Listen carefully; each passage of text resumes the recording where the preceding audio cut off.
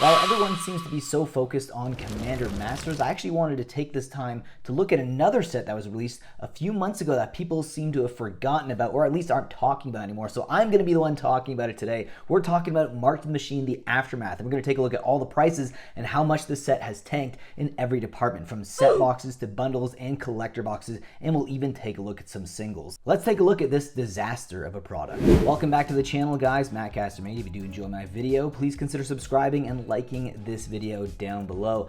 Now, March of the Machine, the Aftermath was probably one of the most controversial sets, not necessarily because of the set itself, though it was a bizarre set, a very small set. It didn't have a lot of cards in it, and there were so many different versions of each card. It was one of those sets that really made people think, wow, there's just so many versions of each card.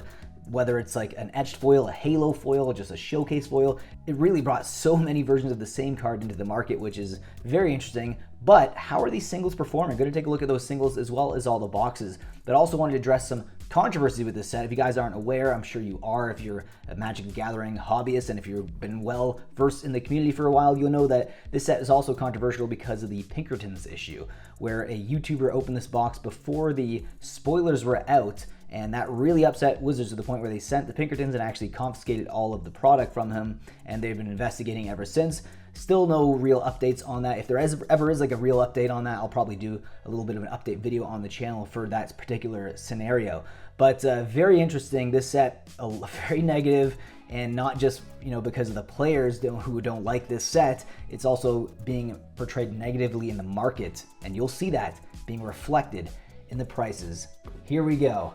March of the Machine, the Aftermath Collector Booster Display.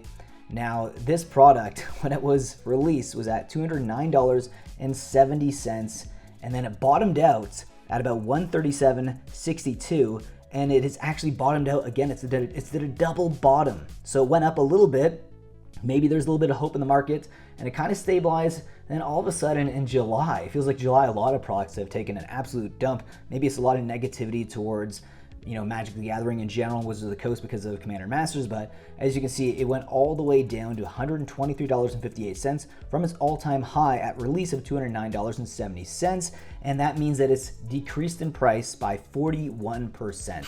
That's a massive decrease, almost 50% down.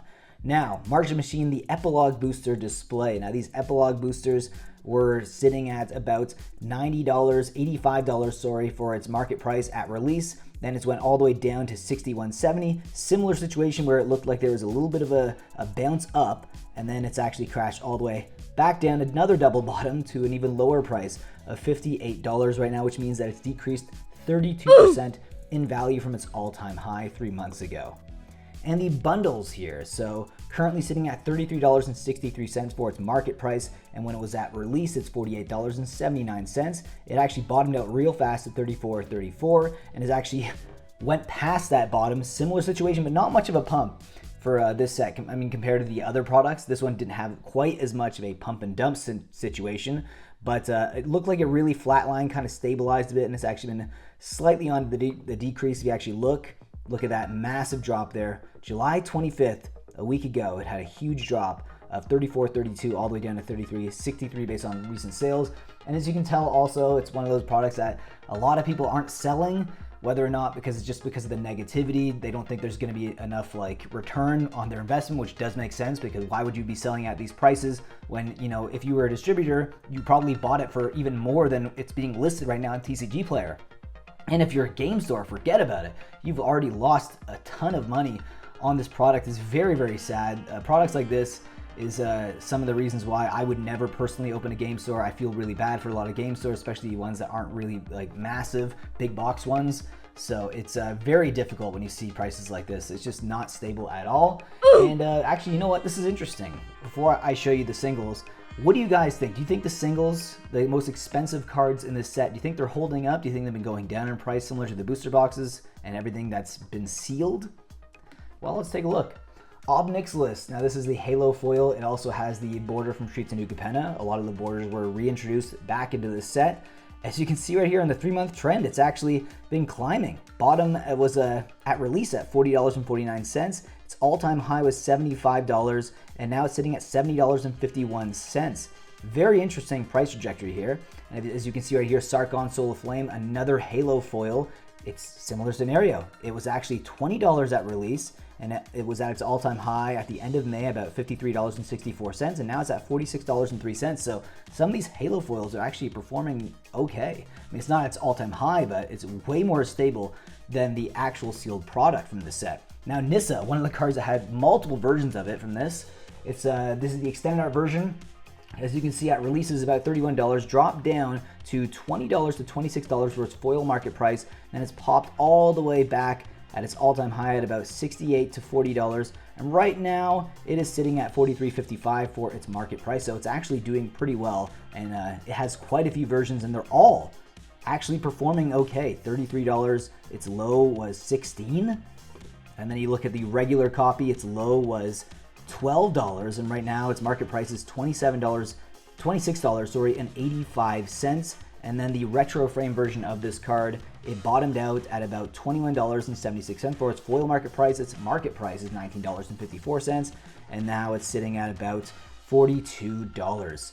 And then we have some other cards here to talk about. Another card that's been going up recently, not in the market mover videos as well, if you've been watching those. Its bottom was $21.08, and now it's almost at its all-time high at $43.73, and this is the Halo foil version of this card, so it's actually been going up in price. This is shocking. So this is why I wanted to do this video, to show you the data and just ask yourselves, like, what does this make any sense? Like, what's happening with the prices of the sealed product? Now to Hiri right here, its bottom a week after release is $18.30. It went to its all-time high at $51.82, and now it's sitting at about $42.34.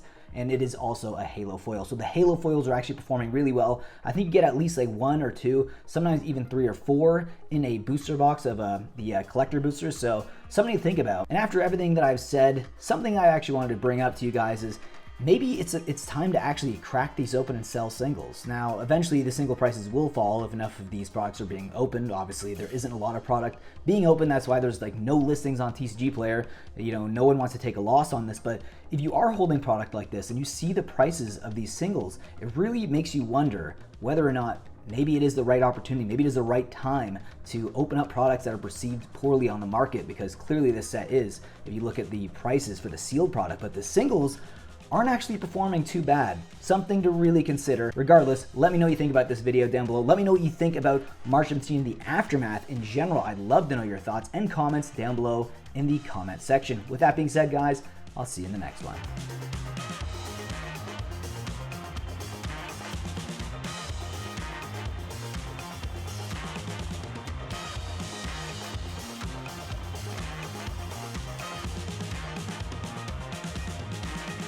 Use promo code Mattcaster for 5% off your order at Face to Face Games, Canada's largest Magic the Gathering store. Qualified orders get free shipping Canada-wide if you use our promo code Mattcaster at checkout. Whether you're buying singles or sealed product, use our code to support the show and get a discount.